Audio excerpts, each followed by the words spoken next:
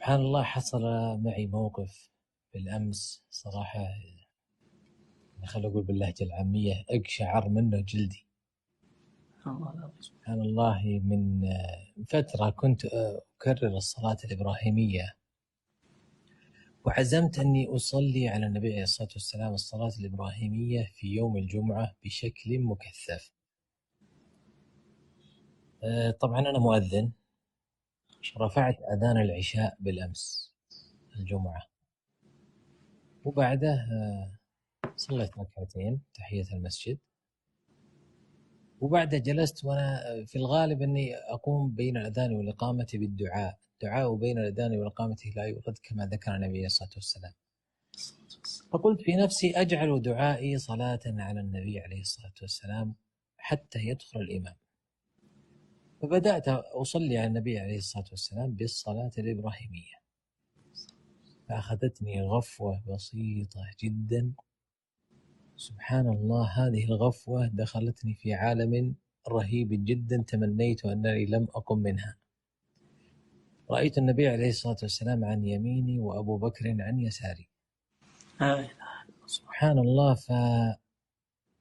فالتفت باليمين إلا وجهي بوجه النبي عليه الصلاة والسلام. والله أني أنا أكلمك الآن وأنا أرتعد من الفرح.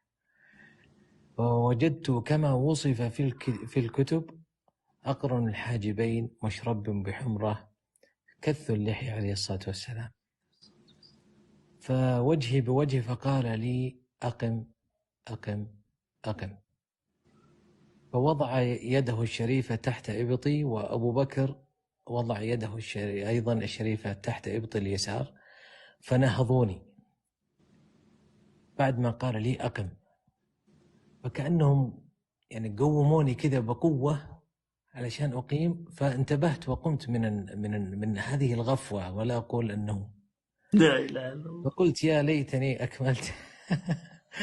يا أخي سبحان الله، شيء عجيب جدا. ما شاء الله تبارك الله، ما شاء الله سبحان الله. سألت أحد المفسرين الثقات الذي أعتمد على الله بعد الله عليهم، فقال لي بهذا الحرف الواحد، قال: أفرحت النبي عليه الصلاة والسلام بذكره فأفرحك الله برؤيته، فهنيئا لك. فقلت سبحان الله، لعلي أنقل هذا الكلام بأن يكثر الناس من الصلاة والسلام على نبينا محمد. فوالله الذي لا إله إلا هو ولله الحمد لله، إلى هذه اللحظة وأنا أتابع معك وأنا أكرر الصلاة الإبراهيمية، فأصبحت سهلة ميسرة. كنت والله في الحقيقة أنني أرى أن الصلاة الإبراهيمية صعبة جدا لطولها ولثقلها، وهذا هو ما يعني يملي عليه الشيطان به. فسبحان الله صارت، ويشهد الله، وليس والله رياء، لكن أريد أن يكثر الناس من الصلاة والسلام على نبينا محمد عليه الصلاة والسلام. أسأل الله عز وجل في هذه الليلة المباركة، في هذه ما شاء الله الوجهة تبارك الله، الطيبة، أسأل الله عز وجل أن يبلغنا وإياكم ما نرجوه، وأن يجعلنا من زمرة نبينا محمد صلى الله عليه وسلم، وأن يجعل ألسنتنا ذاكرة شاكرة له يا رب العالمين في كل وقت وفي كل حين.